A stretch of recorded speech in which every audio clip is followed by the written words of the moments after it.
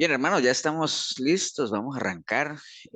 Hoy es último martes de abril, ¿no? O sea, ya hoy es 30 de abril de este 2024, discipulado Efesios 4:23. Y bueno, listos estamos ya para compartir lo que tenemos para hoy. Pero antes vamos a orar, vamos a darle gracias a Dios por la oportunidad que nos da. Regalan una oración, Gemita, tú que eres la valiente que tiene la cámara ahí encendida, ¿vale? Claro que sí, pastor. Gracias, Señor. Gracias por este tiempo, Señor, que podemos apartar para usted, Señor. Háblenos como siempre, Señor, a través de su palabra, a través del pastor, Señor. Bendiga a los Padres Santos, al pastor, a su familia, a cada hermano aquí conectado, Señor. A los que no se han podido conectar, Señor, por diferentes situaciones, Señor, usted las conoce a la perfección, Señor. Ayúdenos, Señor, a dar esa milla extra, Señor, a que lo que vayamos a aprender, Señor, lo atesoremos, lo entendamos y sobre todo, Señor, que lo vivamos. Gracias por todo, Señor, y ponemos esta noche en sus manos, en el nombre de Jesús. Amén y amén. Amén. Ah, Amén, muchas gracias, Gemita. Bueno, vamos a de una vez, bueno, ustedes saben que a veces los mensajes, las prédicas, lo que uno comparte, eso tiene diferentes fines o diferentes objetivos, ¿no? A veces hay mensajes que son evangelísticos, hay mensajes que son salvíficos, eh, todos en general son doctrinas, porque son enseñanzas, pero hay algunos mensajes o hay algo, no digamos mensajes, hay algunos le llaman clases o reuniones que son informativas, ¿no? O sea, que el objetivo es más informar, porque aunque dentro de toda información siempre hay doctrina, ¿no? Siempre hay enseñanza. Hoy vamos a terminar para no dejar, digamos, como hace 8 días arrancamos un tema que era sobre los dogmas católicos y prácticamente se nos fue todo el martes viendo los dogmas marianos, ¿no? Porque hablar de la religión católica es hablar prácticamente de María, ¿no? Ni siquiera de Dios, ni siquiera de Jesús, ni nada de eso, sino prácticamente María, María, y por eso pues dedicamos casi que todo el martes a 4 de 44 dogmas. Entonces diría, pero ¿cómo? Si se nos fue un martes con 4, ¿cómo vamos a ver hoy 40? Porque son informativos, ¿no? O sea, ahorita lo vamos a ver y el que quiera profundizar pues puede meterse a internet y todo eso, pero es información muy al mejor estilo de la católica, ¿no? ¿Cuál es el estilo de la católica? Los que hemos estado ahí. ¿Cómo eran las misas en la antigüedad? En latín, en la Biblia en latín, ¿Y qué pasaba con las misas en latín? nadie entendía. Nadie las Nadie entendía. entendía nada, Nadie las ¿cierto? entendía. Entonces siempre la Iglesia Católica ha estado como, siempre ha tenido esa particularidad de que nadie entienda nada, ¿no? O sea, de hecho uno iba a misa y uno se sabía yo me sabía la misa enterita, pues de niño y jugábamos a la misa porque es un libreto, ¿no? Pero al final uno que no gana nada porque donde uno esperaría aprender algo es cuando se hacen las lecturas bíblicas y uno esperaría que se explicaran, pero eso no se hace. Los que fuimos católicos sabemos que así es. Entonces, por eso les decía Así. que uno se mete a ver esos dogmas católicos y eso es una cantidad que el concilio, yo no sé bueno, una cantidad de escritores y todo eso. Y ahorita la vamos a ver. Tal vez en algunos de ellos sí reflexionemos un poco más, pero bueno, la idea es esa, ¿no? Que por lo menos estemos informados, ¿no? Porque imagínense que yo fui católico 35 años y yo ni siquiera sabía que los dogmas católicos eran 44, porque nunca uno ve eso, ¿cierto? Nunca ve uno de esos por lo menos. Pero bueno, vamos a ir allá para que salgamos hoy de esa parte y por lo menos podamos avanzar, ¿no? Entonces, nada más recordarles, hace 8 días empezamos a ver esto de los dogmas católicos y podemos definir qué era un dogma, ¿no? Entonces, aquí en este grafiquito, que lo voy a mostrar por partes porque para no hacerlo tan pequeñito, pues están, digamos que en un círculo aquí los 6 pasos en los que se mueven los dogmas de fe de la Iglesia Católica, ¿no? Entonces, primero, obviamente, los dogmas de fe se basan en la autoridad que Dios revela. Acuerden que vimos que habían dos definiciones, una desde la óptica católica y una definición de dogma normal, ¿no? Desde la óptica católica, ellos lo que dicen es que los dogmas son verdades que Dios ha revelado, ¿no? ¿A quién?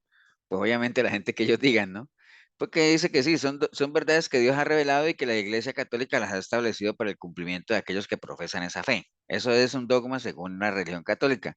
Pero un dogma en general es un supuesto, una aseveración que se hace y que se implanta como una verdad, aunque no tenga un respaldo o un sustento confiable, digámoslo. Eso es un dogma en realidad, ¿no? Entonces, por eso es que los dogmas de la Iglesia Católica, desde la óptica de nosotros los evangélicos o los cristianos, los vemos como eso, ¿no? Como muchos de ellos no tienen sustento y lo vimos en los cuatro dogmas marianos, ¿no? De que ninguno de los cuatro tiene un respaldo bíblico. Entonces, básicamente es eso, parten de ahí.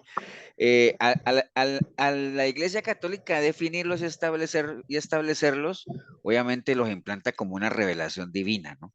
¿A quién se los revela? Pues obviamente a las autoridades eclesiásticas como tal, que son los que se encargan de escribirlos por medio de un concilio y todo eso, y eso ya se vuelve ley, digámoslo así, ¿no? Básicamente dice aquí que los dogmas son redimidos solemnemente por el Papa, por un concilio, que era lo que decía, es una revelación de Dios, básicamente la Iglesia garantiza, Dios lo revela, la Iglesia garantiza que así es, y la eclesiástica lo que hacen es definirlos solemnemente, es decir, oficializarlos, ¿no? Una vez proclamado el dogma, no puede ser derogado, o sea, no puede ser ni echado para atrás, ni nadie, o sea, ya un dogma es algo infalible, es algo que no tiene discusión como tal. Los católicos están obligados a aceptar y creer en ellos. Y por último, la iglesia no los impone. Oiga lo que dice el 6 y el 5, ¿no? La iglesia no los impone, pero el 5 dice que están obligados a aceptarlo. Entonces, ellos mismos se contradicen como tal. Pero básicamente, sobre esos 6 pasos se mueve lo que es un dogma como tal, ¿no? Vimos que los dogmas se clasifican, digamos, en estas 8 clases: dogmas sobre Dios, dogmas sobre Jesucristo, sobre la creación del mundo, sobre el ser humano. Los dogmas marianos están marcados en verde porque hace 8 días los vimos: el Papa y la Iglesia, sacramentos y las últimas cosas, ¿no? Eh, los dogmas marianos, nada más para salir de eso, vimos que el primero era la virginidad perpetua de María, obviamente que no tiene ningún respaldo bíblico, más sin embargo sí está patentado por la Iglesia Católica con su documento, su concilio y todo eso, ¿no? Después está María, Madre de Dios. María es Madre de Dios por parir, según obviamente a Jesús, que es el mismo Dios, y entonces por eso se le llama María, Madre de Dios como tal, pero ya sabemos que no tiene nada que ver con que sea madre. Ella fue Madre de Jesús, pero no Madre de Dios. La Asunción de María, que María fue adsunta, es decir, fue llevada al cielo. ¿Alguien se acuerda qué es adsunta? ¿Por qué le decían que María subió al cielo adsunta, mas sin embargo Jesús no? ¿Alguien se acuerda o no? Porque la llevaron Los Ángeles, fue, pastor. Sí, porque no fue por poder de ella, sino que ella tuvo que ser llevada por los ángeles. Y por el poder, digamos que los ángeles obrando por el poder de Dios la subieron, mas no el caso de Jesús, que él sí subió por su propio poder, porque obviamente él es 100% Dios, ¿no? Entonces fue asunta en cuerpo y alma a la gloria celeste. Y la Inmaculada Concepción de María es que, bueno, ella nació sin pecado original, lo cual tampoco tiene ningún respaldo. Entonces ahí están los 4 marianos que vimos hace 8 días, más lo demás, ¿no? Entonces vamos a empezar a ver los demás dogmas, que les decía que hay dogmas sobre Dios, y vamos a ver que hay muchos dogmas que tiene la Iglesia Católica que realmente no deberían ser dogmas, ¿no? O sea tienen respaldo bíblico, entonces uno como creyente en Dios no necesita que alguien le diga que eso es una obligación creer en eso, sino que uno cree por fe, por convicción, ¿no? Entonces, digamos, el primer dogma sobre Dios habla de la existencia de Dios como tal. Dice el dogma que la idea de Dios no es innata en nosotros, pero tenemos la capacidad para conocerlo con facilidad y de cierto modo espontáneamente por medio de su obra. Eso es lo que dice el dogma, ¿no? Entonces, lo que establece ahí es que nosotros tenemos la posibilidad de conocer a Dios con la sola luz de la razón natural. Cuando hablan de miren el lenguaje que usan para establecerlo, ¿no? Entonces, uno así a primera, no entiende. Cuando yo leí esto que decía de la razón natural, yo tengo que ponerme a ver qué es eso de la razón natural. La razón natural es obviamente, usted no necesita tener, digamos, una relación con Dios para poder creer en Él o conocerlo, o por lo menos reconocer que realmente Él existe por medio de qué, por medio del razonamiento natural que tenemos de ver la misma creación como tal. Por eso habla aquí de que podemos conocer a Dios o tenemos la capacidad de conocerlo por medio de su obra, dice aquí, ¿no? O sea, por medio de lo que él ha hecho, ¿no?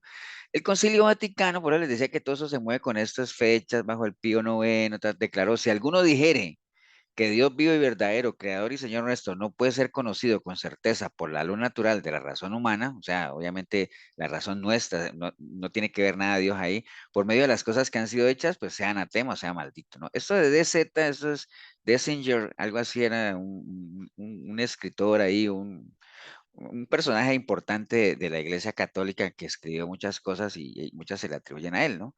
Después dice, la misma Santa Madre Iglesia sostiene y enseña que Dios, principio y fin de todas las cosas, puede ser conocido con certeza por la luz natural de la razón humana, partiendo de las cosas creadas. Entonces lo que está diciendo ahí es que por medio de las cosas que Dios ha creado, uno puede llegar a conocer a Dios, ¿no? Entonces ahorita les voy a hacer una pregunta, vayan rumiando y vayan masticando eso para que, ahorita les voy a hacer una pregunta para que razonemos en eso. Entonces, está claro en eso, ¿no? Primer dogma habla de la asistencia de Dios, dice que sí, que no es que, que nazca en nosotros el creer o el saber que Dios existe, sino que tenemos la capacidad de, a medida que vemos las obras que Él ha hecho, de poder conocerle y reconocerle como tal, ¿no?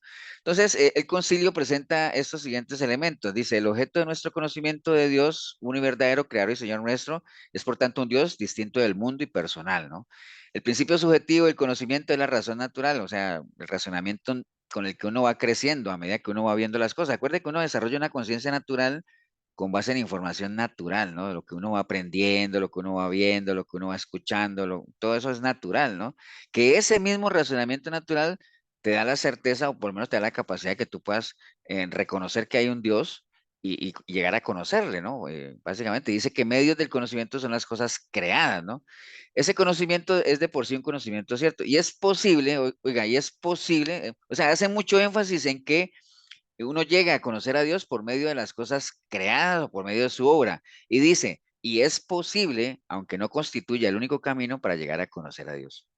Entonces, y bueno, y hay obviamente pruebas en la escritura que dice, pues, de la grandeza y hermosura de las criaturas, por razonamiento se llega a conocer al creador de estas. Obviamente utilizan sus libros deuterocanónicos, el libro de la sabiduría, y dice, porque de la creación del mundo, lo invisible de Dios, su eterno poder y su divinidad son conocidos mediante las criaturas. Aquí es criaturas, ¿no? De manera que ellos son inexcusables, como dice Romanos 1:20. Entonces, la idea de Dios no es innata de nosotros, pero sí tenemos, quisiera que reflexionáramos en eso, pero sí tenemos la capacidad de conocerle con facilidad y en cierto modo espontáneo por medio de sus obras. Quedémonos ahí un momentito nada más. Este primer dogma habla de la existencia de Dios y dice que nosotros podemos conocerlo por medio de sus obras. Ahora, ¿qué es lo que no menciona la Iglesia Católica ahí y que nos explica algo? Bueno, primero dígame, ¿qué es lo que no considera la Iglesia Católica ahí? El escudriñar la palabra de Dios, Exacto, entonces ellos lo que dicen yo es sé. que la única forma de conocer a Dios es por medio de sus obras, ¿no? Y lo más tremendo es que dice ahí, y es posible, ojo, y es posible que esa no sea la única forma, ¿no? Pero en ningún momento mencionan que realmente uno pueda llegar a conocer a Dios por medio de su palabra, ¿no? Por Ujú. eso es, y explica por qué uno nace católico, vive católico y muere católico y nunca conoce nada de la Biblia, ¿verdad? De la palabra. ¿Por qué? Porque ni siquiera está considerado, ¿verdad? Ellos utilizan la Biblia nada más uno que otro versículo para respaldar sus argumentos ya que han establecido a través Teorías. de concilios y todo eso, que es para ellos más importante que la misma escritura, ¿no? Pero bueno, de todas formas coincidimos en esto de que Dios existe, pero no es para nosotros de ninguna manera un dogma, es una verdad totalmente absoluta, respaldada por la palabra y que nosotros Así tenemos es. evidencias, obviamente, que la Biblia es la palabra de Dios, ¿no? Entonces partamos de ese primer dogma. Después ellos hablan de un segundo dogma que habla de que la existencia de Dios como objeto de fe, porque esto que están hablando acá de la existencia de Dios hace mucho énfasis en qué, en el razonamiento natural o la luz natural de la razón humana, o sea, lo que uno ve, digámoslo así, lo que uno puede percibir. Moros y cristianos, justos y pecadores, podemos apreciar la creación y por eso es que la misma Biblia dice que se necesita ser muy necio, pues, para decir que no hay un Dios, ¿cierto? Entonces, básicamente, aún así hay gente que lo niega, ¿no? Pero después habla de la existencia de Dios como objeto de fe. Dice, la existencia de Dios no es solo objeto de conocimiento de razón natural, o sea, la existencia de Dios no solamente por medio de las obras que vemos de su creación, sino que también es objeto de la fe sobrenatural, obviamente el creer que realmente el Señor existe, ¿no? Y lo respaldan con su Concilio Vaticano, dice la Santa Iglesia Católica Apostólica Romana, cree y confiesa que existe un solo Dios verdadero, ¿no? Pero esto no lo dice la Santa Iglesia Católica Apostólica Romana, eso lo dice la Biblia, ¿no? La palabra. Entonces volvemos a lo mismo, ¿no? Ellos están por encima de la Biblia, por eso es que usted no ve en las misas que los curas usen la Biblia, ¿no? Ellos tienen su libro eclesiástico donde está las diferentes partes de la misa, ¿no? O sea, la Biblia se usa solamente para hacer una o dos lecturas y ya, pero la Biblia no es digamos, una herramienta que se use para liderar una Eucaristía o digamos bueno, los que somos católicos o los que fuimos católicos sabemos eso, ¿no? Entonces, ese mismo, Pastor, sí, y casi siempre la lectura que ellos hacen, un versículo, a máximo 2 versículos, es en el libro de Juan o en el libro de Lucas. Y no es de que razonan también en ese versículo o el pastor da el pastor, perdón, el cura da una explicación acerca de, ¿verdad? Solo lo lee y dice según el libro de San Juan, según bueno, el lo libro que de San pasa es Lucas. que se hacen dos lecturas, ¿no? Una que es de cualquier libro y hay una que sí es de los evangelios, pero casi siempre sí, lo que tú dices, Lucas y Juan por lo menos, Y pero, Juan, pero uno ujú. siempre bueno, no sé, hace mucho tiempo no voy a misa, no voy a una misa, pero ya uno con la información que tiene y las veces que uno ha ido, uno siempre se queda esperando, digámoslo, después de la lectura bíblica, una explicación, digamos, lo que sería algo muy, Correcto. muy provechoso para la gente, ¿no? Yo tengo ese libro de que usan ellos para dar las misas. Ajá. Sí, sí, es un librito que ellos usan y ahí está el paso a paso de la misa, ¿no? Sí, pero ese es grande, porque mi papá era muy pegado a ellos, casi que fue cura mi papá. Ah, sí. Uno de los sacerdotes que fue, le regaló ese libro. Entonces, al fallecer mi papá, supuestamente le quedaba a mi hermana la católica, pero al final ahí lo tengo. Lo tienes guardadito, ah, qué bueno, está bien, Elsa. Nunca se lo llevó. Ok, bueno, Ahí entonces, está refundido en el closet, pero pues, fue bueno, está bien. A veces es bueno tener literatura por ejemplo, el libro del Mormón, es bueno tenerlo por ahí para uno echarle una ojeada o cosas, o libros de esa índole, ¿no? A veces el Corán es bueno tenerlo también ahí para uno, la gente que le gusta instruirse por esa línea, ¿no? Entonces, bueno, en línea esto de la existencia de Dios como objeto de fe, habla obviamente que también, no solamente de conocimiento natural, sino que también como objeto de una fe sobrenatural, ¿no? Y se apoyan en algunos versículos de la Biblia para respaldarse. Dice Hebreos 11:6, que dice que sin fe obviamente es imposible agradar a Dios, pues es preciso que quien se acerque a Dios crea que existe y que es remunerador de los que le buscan, ¿no? Entonces, imagine que este debería ser más bien el primer dogma de ellos, si es que lo quieren tener como dogma, ¿no? Porque esa fe es más importante que la que viene por razonamiento natural, ¿no? O sea, pero como ya todo es al revés, básicamente. Te dice que la revelación sobrenatural de la existencia de Dios confirma, obviamente, que el conocimiento natural. Entonces, primero no tienen conocimiento natural de que existe Dios, pero después viene una revelación sobrenatural que lo que hace es confirmarte eso que naturalmente tú viste, ¿no? Entonces, ya los dos hacen que todos puedan conocer realmente la existencia de Dios con facilidad. Y no hay ninguna contradicción, ¿no? Entre la parte natural y la parte divina, ¿no? O sea, se complementan. Lo que pasa es que uno primero debería partir por algo sobrenatural, que es una confianza, creer en Dios. Acuerde que la fe es algo sobrenatural, ¿no? Porque estamos creyendo, es la certeza de la convicción de lo que no veo, ¿no?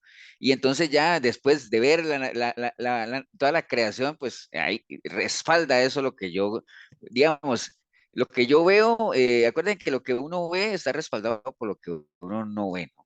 Eso sí es bíblico, ¿no? Básicamente eso. Bueno, esas son las dos primeras. Después viene la tercera habla de la unidad de Dios como tal.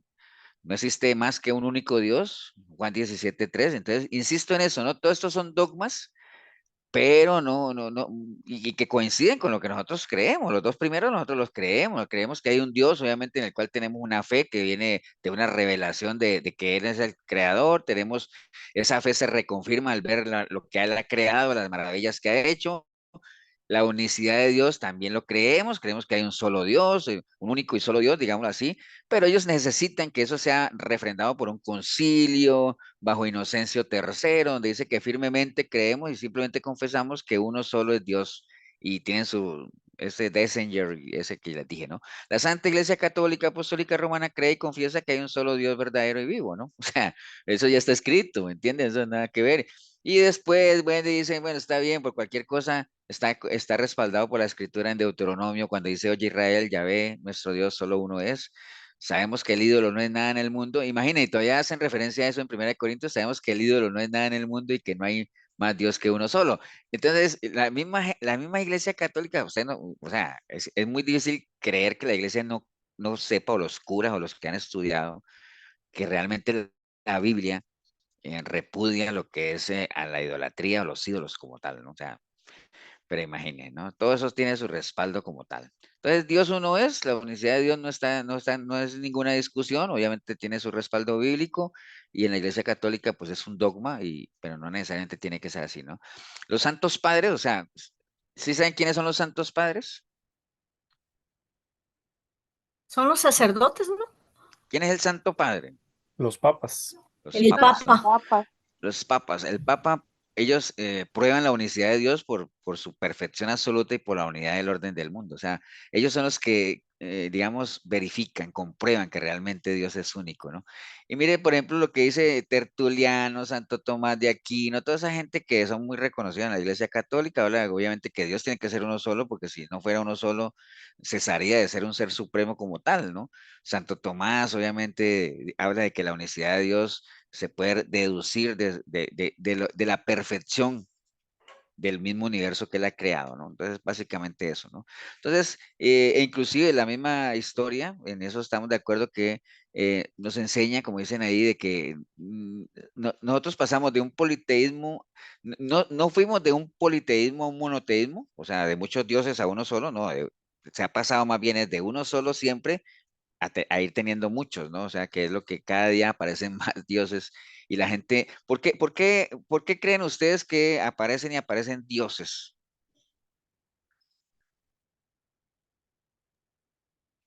Reflexionemos en eso. ¿Por Pues, qué tantos dioses? O sea, ¿por qué? Porque por lo general ah, siempre se ha dicho que cada persona se hace un dios a su imagen y semejanza.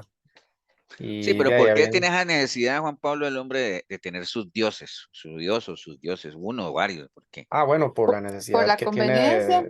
por la necesidad que siempre ha tenido de adorar algo, por el espíritu que hay en Esa, nosotros, el sí, espíritu de porque, Dios, bueno, por o el sea, espíritu que, lo que decía Pablo es complemento. Por ejemplo, vámonos en orden.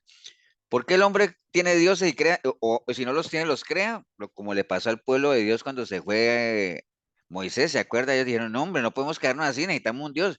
El hombre tiene esa necesidad de adorar algo porque somos espirituales, Dios, tenemos un espíritu, ¿cierto?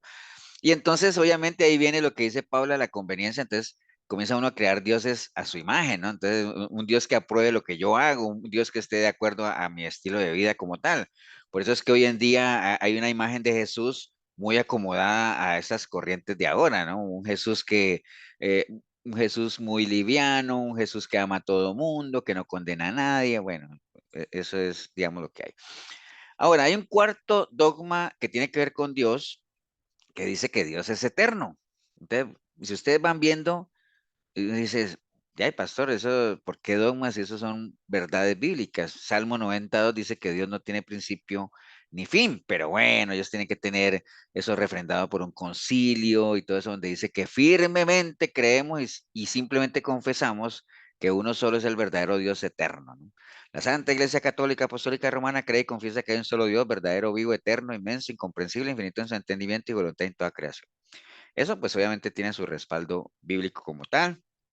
El dogma lo que quiere decir ahí es que Dios no tiene principio, no tiene fin, sin sucesión alguna, es una obra permanente como tal y muestra sus respaldos bíblicos que hablamos allá en el Salmo 92. Dice que antes de que naciesen los montes y se formasen la tierra y el mundo, desde el siglo y hasta el siglo, tú eres Dios, ¿no? Juan 8:58 decía, antes que Abraham naciera, era yo, les decía Jesús, ¿no? Entonces, obviamente, bueno, Santo Tomás de Aquino también hablaba de eso, de este dogma como tal, de que Dios es eterno. No hay mucho que discutir ahí. Nosotros sabemos que Dios es eterno, Dios no tiene principio y fin, Dios es el alfa y el omega, Jesús también, pero ellos lo establecen como un dogma, porque acuérdense, no olviden de vista lo que es un dogma para la Iglesia Católica, es algo, es una verdad que Dios ha revelado, pero que ellos la refrendan y la establecen como una enseñanza que tiene que ser de cumplimiento obligatorio, ¿no? Pero realmente nosotros no necesitamos eso como tal, ¿no? Bueno, eso habla del Dios eterno. Después habla del asunto de la Santísima Trinidad. Bueno, la Iglesia Católica cree en la Santísima Trinidad. En Dios hay tres personas, Dios Padre, Dios Hijo y Espíritu Santo. Cada una de ellas posee la esencia divina que es numéricamente la misma, ¿no? Pero eso tiene que ir refrendado por el Concilio 4 de Letrán, Inocencio, tal, ta, ta, ta. Firmemente creemos y simplemente confesamos que uno solo es el verdadero Dios eterno, inmenso, lo que hablamos ahora, Padre, Hijo y Espíritu Santo, tres personas ciertamente, pero una sola esencia, sustancia o naturaleza, absolutamente simple. El Padre no viene de nadie, el Hijo del Padre solo y el Espíritu Santo a la vez de uno y del otro, sin comienzo, siempre y sin, bueno, un trabalenguas tremendo que forman ahí para decir que realmente Dios es uno solo, si bien, pero se puede expresar en tres manifestaciones diferentes, que son Padre, Hijo y Espíritu Santo. Hasta ahorita, digamos que llevamos 5 dogmas de la Iglesia Católica, creo que coincidimos con ellos. En cuanto a eso, lo único es que para nosotros los dogmas no son dogmas, son verdades totalmente bíblicas como tal, ¿no? Pero la Iglesia Católica defiende la Trinidad como tal y ellos lo tienen establecido como una enseñanza de tipo dogmático como tal. Bueno, el respaldo en las Sagradas Escrituras hay muchos, ¿no? O sea, en el Antiguo Testamento, en el Salmo 2:7, decía, hagamos al hombre. ¿Quiénes? Pues obviamente los tres, ¿no? Padre, Hijo y Espíritu Santo como tal. En el Nuevo Testamento, la típica, obviamente el bautizo de Jesús cuando bajó la paloma, Dios Padre habló desde el cielo como tal, pero en Lucas dice, el Espíritu Santo vendrá sobre ti y la virtud del Altísimo te cubrirá con su sombra y por esto el Hijo engendrado será santo y será llamado Hijo de Dios. Entonces ahí se habla obviamente del Espíritu Santo, del Hijo y del Padre como tal, ¿no? Entonces, pero se dice que donde se revela claramente la Trinidad es en Mateo 28, cuando dice, y pues enseñar a toda la gente bautizándolas en el nombre del Padre, del Hijo y del Espíritu Santo, que es la gran comisión que el Señor nos dejó. Entonces, hasta ahorita, 5 dogmas, la Santísima Trinidad, no hay mayor bronca, básicamente. Entonces, en los dogmas católicos, los 5 que tienen que ver con Dios como tal, no tenemos bronca, ¿no? O sea, lo único es lo que les digo, básicamente que para nosotros son verdades bíblicas pero para la Iglesia Católica las tiene como un dogma, ¿no? Entendiendo lo que es. ¿Tiene alguna duda o pregunta, digamos, hasta ahorita de los dogmas que tienen que ver con Dios? Algo que les haya parecido curioso.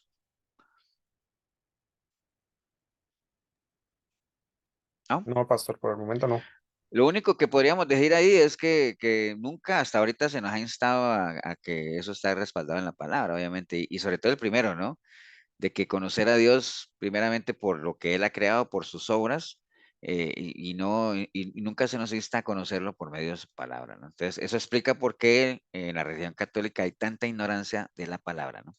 Vamos a ver los dogmas sobre... Pastor, Sí, cuando la Iglesia Católica dice que la Iglesia es la Santa Madre, eh, nosotros entendemos que la Iglesia somos nosotros y que vamos a ser la esposa, pero ellos se refieren a una Santa Madre Iglesia eh, como infraestructura o como un liderazgo o a qué se refieren sí, como la como, Santa Madre. digamos, la Santa Madre Iglesia es como, digamos, como siempre lo ven ahí, digámoslo, como la, digamos, como la figura de madre en el sentido de que cobija como tal, pero ellos piensan siempre, cuando hablan de la Santa Madre Iglesia, no se refieren propiamente a todos los católicos que forman la iglesia como tal, se refieren a toda la estructura que está conformada por la iglesia, ¿no?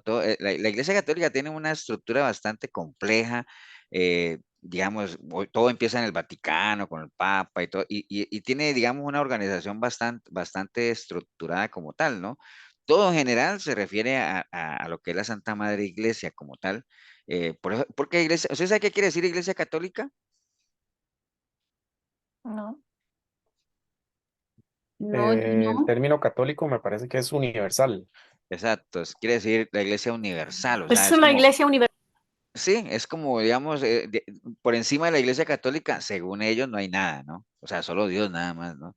Pero por ahí anda, Pau, más que todo, digamos, haciendo referencia a la estructura como tal y que de ahí emana todo, ¿no? O sea, de la iglesia católica como tal.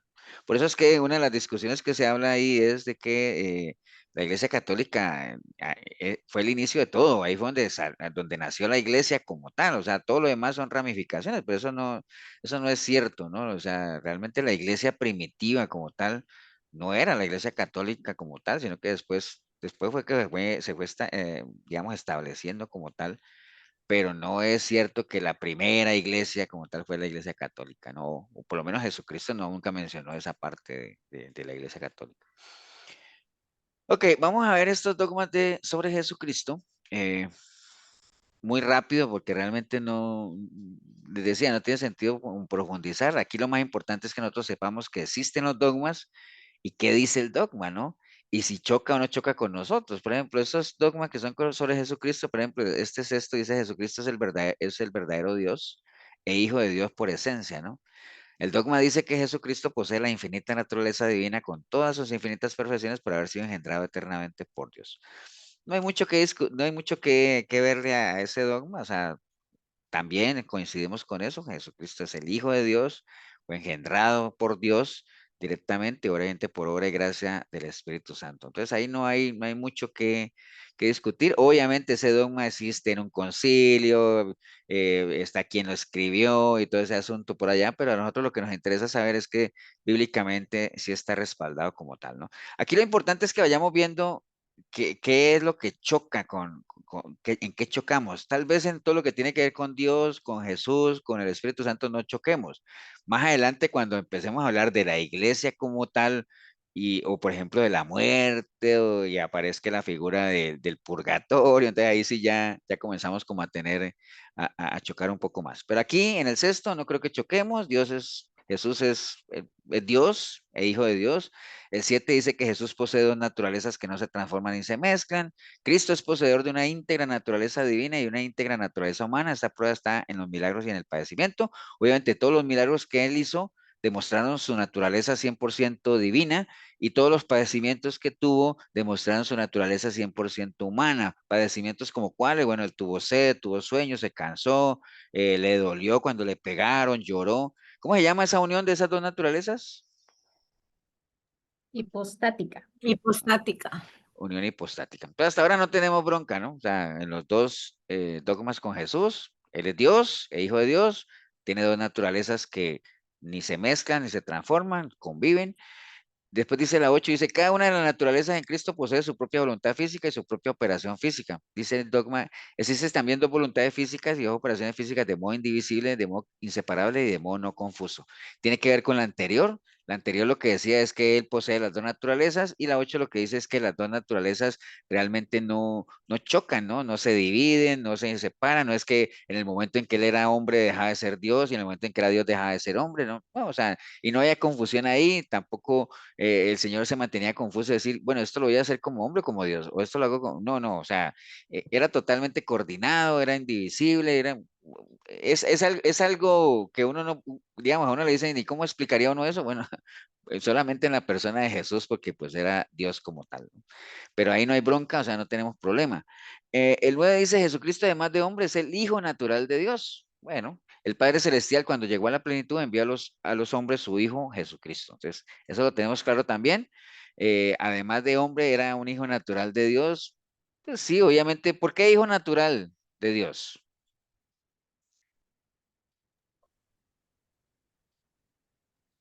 Porque era hijo del Porque él Espíritu envió Santo. su Espíritu ¿Por qué qué? El Santo. unigénito, Hijo de Dios. Pero ¿por qué hijo natural de Dios? Porque Porque fue hijo de concebido por María. el Porque Espíritu. fue engendrado. Porque fue engendrado, pues que nació de María, o sea, Ajá. Jesús tiene que haber nacido como un parto natural, ¿no? O sea, tiene que haber salido por donde salen todos los niños, ¿no? O sea, no es que, ¿me entienden? Hasta donde yo sé no hubo cesárea. Pero bueno, es un parto natural, entonces es un hijo natural de Dios, o sea, nació de manera natural como tal. Y entonces por ese lado, además de ser 100% Dios, también era 100% hombre y nació de una manera natural. Entonces, sí es el hijo natural de Dios, es el hijo de Dios también, fue engendrado por él. Lo que sí no es, lo que vimos hace 8 días es el hijo natural de María, más sin embargo María no es que sea la madre de Dios como tal, que ya eso lo vimos hace 8 días como tal. Entonces ya sabemos eso está documentado, el Señor obviamente envió a su hijo único para que el mundo fuera salvado por él, eso lo sabemos. Entonces Jesús, además de hombre, porque fue un hombre, fue una persona que nació en la parte natural, fue una persona que fue creciendo como todos los hombres, fue una persona que tuvo que tomar leche cuando era bebé, cuando era niño ya empezó a comer diferente, y por eso la Biblia dice que él iba creciendo en estatura y en sabiduría, además de ser un hombre y tener todas las etapas de cualquier hombre, pues era el Hijo de Dios, ¿no? O sea, eso lo tenemos claro. El 10 dice, Cristo se sacrificó en la cruz como verdadero y propio sacrificio. Cristo por su naturaleza humana era al mismo tiempo sacerdote y ofrenda, pero por su naturaleza divina, juntamente con el Padre y el Espíritu Santo, era lo que recibía el sacrificio. Entonces, de eso tampoco tenemos problema, o sea, ese dogma está bien, pero insisto, no es un dogma para nosotros, es una verdad absoluta, ¿no? El Señor vino, a lo suyo vino, y sabemos que parte de lo que vino a hacer fue precisamente entregar su vida por cada uno de nosotros. Por eso cuando estaba en la cruz, ¿qué dijo él para cerrar todo eso a lo cual había venido? ¿Qué dijo él en la cruz? Consumado es. Consumado es decir, ya cumplí, ya hice lo mío. No quiere decir que aquí termina todo, pero ya lo que yo vine a hacer en mi naturaleza humana, digamos así, como hombre, digamos así, eh, con una misión divina, pues ya está hecho, ¿no? Consumado es. Ahí no tenemos problema. El 11 dice, Cristo nos rescató y reconcilió con Dios por medio del sacrificio de su muerte en la cruz. Jesucristo quiso ofrecerse a sí mismo, a Dios Padre, como sacrificio presentado sobre, no me acuerdo qué letra me comí, de la cruz en su muerte para conseguir para ellos el perdón eterno. O sea, lo que quiere decir ese dogma básicamente, que está muy, muy relacionado con el 10, porque dice que Cristo se sacrificó en la cruz y Cristo nos rescató, ¿sí? Obviamente el 10 es lo que él hizo en la cruz y el 11 es para qué, ¿no? Él se sacrificó en la cruz, ¿para qué? Para rescatar lo que se había perdido, para reconciliarnos a Dios en el momento en que él expiró en la cruz, venció la muerte y venció el pecado y cargó sobre él toda la culpa, y en ese momento nos permitió a nosotros volver en amistad con Dios Padre, ¿no? Eso es una verdad absoluta que está profetizada, y que se dio cumplimiento en la persona de Jesús en el Nuevo Testamento, pero no es un dogma, ¿no? No es algo que necesiten imponernos, y eso lo vamos a ver a lo largo de todos los dogmas que estamos viendo. Entonces, ahorita no hay problema como tal. Después dice que al tercer día después de su muerte, Cristo resucitó glorioso entre los muertos, al tercer día resucitado por su propia virtud, se levantó del sepulcro. También no tenemos problema. ¿Por qué? Porque estaba profetizado, ¿no? Eso estaba profetizado de que el Hijo del Hombre, bueno, y él vino también y lo reconfirmó, que el Hijo del Hombre iba a ser tomado preso, golpeado, iba a morir, pero que al tercer día iba a resucitar de los muertos. O sea, eso ya estaba escrito como tal, no tenemos bronca ahí. Después dice el 13, Cristo subió en cuerpo y alma a los cielos y está sentado a la diestra de Dios Padre, Marcos, resucitó entre los muertos y subió al cielo en cuerpo y alma, ¿no? O sea, tampoco tenemos problemas con ese dogma. Entonces, si ustedes ven los dogmas que tienen que ver con Dios, los dogmas que tienen que ver con Jesús, no hay problema, o sea, no tenemos ningún problema. Ahora, en esto que dice que Cristo subió y está sentado, ¿qué quiere decir que está sentado a la diestra del Padre?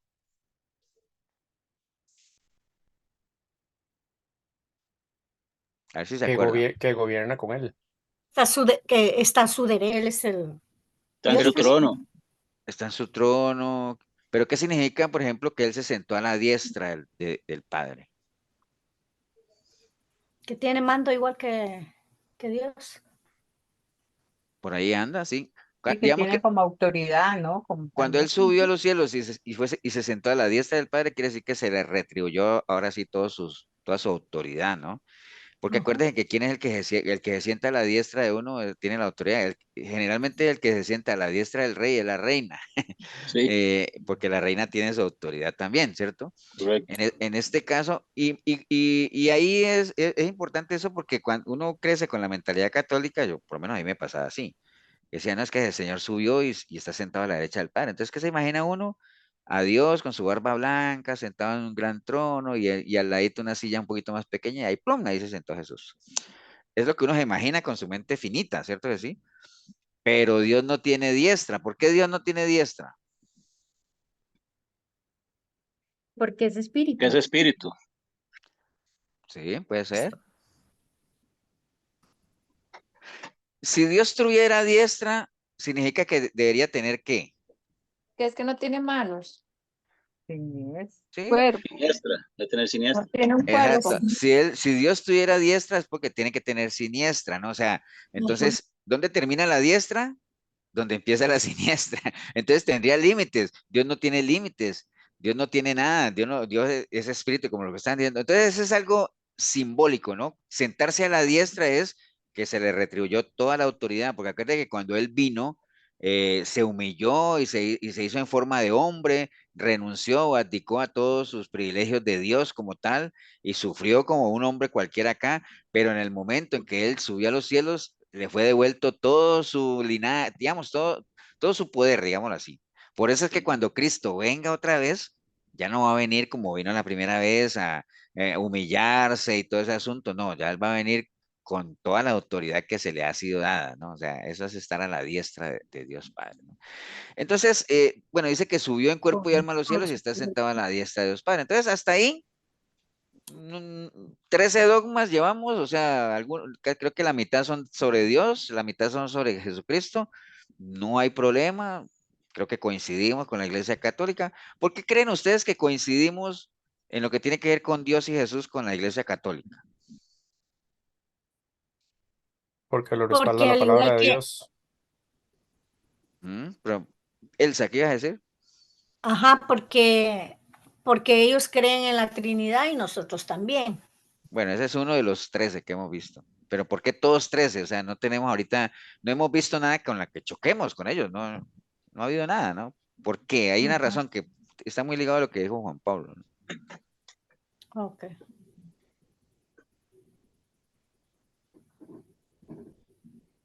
Porque Bueno, creemos que Jesucristo es el Hijo de Dios y es Dios ese también. es otro de los 13. Esa lleva dos de 13. A ver, Juan Pero Pablo, por en favor. general todo, Sí, porque escrito está. Sí. sí, porque es la misma Biblia, ¿no? O sea, la Biblia de los católicos Ah, es la misma sí. Biblia nuestra, o sea, que ellos tienen Ujú. unos libros de más, lo que quieran, pero es exactamente lo mismo, que uno no entiende por qué ellos lo tienen que tomar como dogmas y eso está, bastaría con, es más, ellos deberían de tener un dogma que dijera que la Biblia es la palabra de Dios y lo que está ahí establecido, bueno, eso, un solo dogma, ya lo demás. Entonces, ¿qué le tocaría a uno como católico para conocer lo demás? Pues ir a leer la Biblia, porque, ¿me entiende? Entonces, los católicos se conforman nada más con leer entonces esos 44 dogmas y el resto de la escritura la desconocen como tal, ¿no? Entonces, ¿pero por qué coincidimos con ellos? Porque es la misma Biblia, o sea, estamos hablando del mismo Dios, estamos hablando del mismo Jesús, estamos hablando del mismo Espíritu Santo.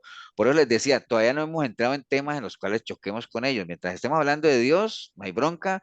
Mientras estemos hablando de Jesús, no hay bronca. ¿Por qué? Porque tanto ellos como nosotros creemos que Jesús fue concebido por María por obra del Espíritu Santo, que nació en un pesebre, que se le llamó Jesús, que fue crucificado, como dice el credo, ¿no?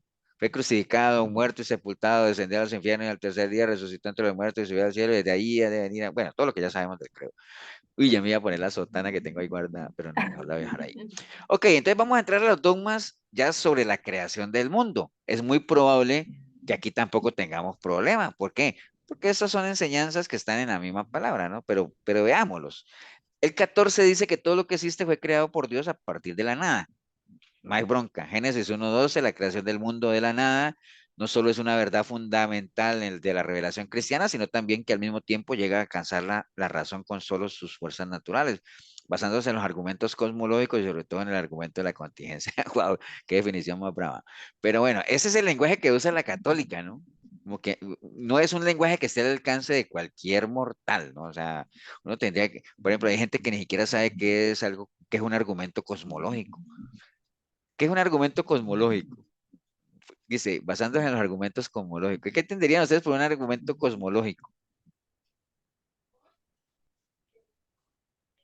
Una Con- verdad dada con- por argumentada por la creación de los astros, ¿sí? Sí, lo que vemos, ¿no? La luna, las estrellas, el sol, las cosas que ocurren normal, ¿no? O sea, acuerden cuando el Señor dijo que en los fines de los tiempos iban a haber unas señales, no me acuerdo cómo le llamó él, pero que era así, que la luna se iba a teñir de rojo, que eran cosas de esas, ¿no? Que tienen que ver con los astros como tal. Bueno, eso tiene obviamente su concilio vaticano y entonces lo que dicen ellos, aunque nosotros no necesitamos eso que dijeron en el concilio para creer eso que está ahí de que Dios creó todo de la nada, pero el concilio dice, ojo, dice, hemos determinado, pues después de reuniones y todo eso, hemos determinado proclamar y declarar desde esta cátedra de Pedro que este solo verdadero Dios creó de la nada a una y otra criatura, la espiritual y la corporal, esto es, la angélica y la mundana, y luego la humana como común constituida de espíritu y cuerpo. Eso lo determinaron ellos, ¿no? O sea, uno no necesita que determine. Concilio de Letrán dice, creador de todas las cosas, de las visibles y las invisibles, espirituales y corporales, que por su omnipotente virtud, a la vez desde el principio del tiempo, creó de la nada a una y otra criatura. Y obviamente después de que han dado toda su exposición de concilios y de todo ese asunto, dicen, por si las moscas hay algunas pruebas en las Sagradas Escrituras. Génesis 1 dice que al principio Dios creó el cielo y la tierra. Te suplico, hijo mío, que mires el cielo y la tierra y veas cuánto hay en ellos y entiendas que de la nada lo hizo todo Dios. Está en el libro de Macabeo, recuerde que ellos tienen sus libros también. Por la fe conocemos que los mundos han sido dispuestos por la palabra de Dios, de suerte que lo invisible ha tenido origen, de lo invisible sale lo visible. Cuando dicen que todo lo visible salió de lo invisible, ¿a qué se refieren con eso invisible?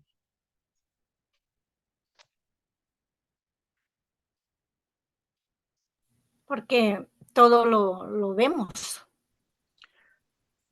Sí, pero acuérdense que todo lo visible de este mundo, toda la creación, dice De la que palabra viene de de lo invisible. ¿Qué es lo invisible? ¿Sí? De su poder de Dios. Lo espiritual. Lo espiritual, bueno, podemos llamarle de otra forma. Acuérdense cuando hemos dicho que cuando uno abre la Biblia, está abriendo ¿qué? La La La mente. mente palabra. de Dios. Eso, entonces, lo invisible que es la mente de Dios. Y pensemos en el ejemplo de nosotros. Las cosas que nosotros hacemos visibles, ¿vienen de dónde? De lo invisible, o Sí. sea, de lo que pensamos, ¿no? O sea, aunque hay gente que hace, que a veces no piensa para hacer las cosas, pero la gran mayoría de la gente hace algo. Nosotros, ¿por qué estamos conectados? Porque en algún momento pensamos y decidimos en nuestra mente, en una decisión, conectarnos al discipulado, lo que uno va a hablar, uno primero lo piensa, en lo normal, ¿no? Entonces, casi siempre lo visible viene de lo invisible, ¿no? En este caso, la mente de Dios como tal, ¿no? Detrás de todo hay una mente creadora como tal. La creación del mundo de la nada no solo es una verdad fundamental de la revelación cristiana, sino que al tiempo llega a alcanzar la razón con solo sus fuerzas naturales. Bueno, habla otra vez de las fuerzas naturales, de lo que uno ve, los argumentos cosmológicos que estamos viendo ahora de la creación como tal, y sobre todo dice un argumento de la contingencia. Son cosas raras que está ahí. Pero bueno, el caso es que este dogma sobre la creación, de que todo lo que existe fue creado por Dios a partir de la nada, no tenemos problema. ¿Por qué? Porque la fuente es la misma, o sea, aquí no hay bronca, ¿no? Después viene el carácter temporal del mundo, dice que el mundo tuvo un principio en el tiempo, o sea, el mundo no es que toda la vida ha existido, ¿no? Hubo un momento en que empezó, y precisamente porque tiene que ver con el primero, ¿no? Al principio, ¿qué había? Al principio no había nada, ¿no? Entonces, Dios creó de la nada todo lo que existe, pero un tiempo en que realmente eso empezó, ¿no? No es que tuvo principio en la eternidad, ni mucho menos, sino que hubo un momento en que no había nada y después arrancó. Entonces, el mundo, la creación como tal, tiene un carácter temporal, o sea, tiene un tiempo asociado como tal, ¿no? Después se habla de la conservación del mundo. Dios conserva en la existencia todas las cosas creadas. ¿Qué versículo, digamos, hay un versículo bíblico que dice que cómo creó Dios las cosas y cómo las sustenta? Por el agua. No, hay otra cosa. Por Pensemos medio primero, de él y para Por su él. palabra, Las creó con su Marco? ¿Cómo creó Dios las cosas? ¿Qué utilizó Dios para crear las cosas? la la palabra. El palabra. poder de su Palabra. palabra, sí. ¿Y cómo lo sustenta? con su poder. Con el poder de su palabra, ¿verdad? Con su palabra, ¿no? O sea, él creó todo por medio de la palabra y la palabra lo sustenta como tal. Entonces, este dogma lo que habla es de que Dios conserva la existencia de todas las cosas creadas. Está bien, sí. Tiene bíblico, o sea, Dios, todo lo que ha Dios y creado, su él palabra mismo no lo, son. lo- lo- lo sustenta como tal. Entonces, esos tres dogmas que tenemos aquí de lo que tiene que ver con la creación del mundo, de que Dios creó todo de la nada, de que el mundo llegó un momento en que empezó a existir, no había nada y que Dios todo lo que ha creado lo sustenta, ¿no? Nosotros fuimos creados por medio de la palabra y somos sustentados por medio de la palabra también.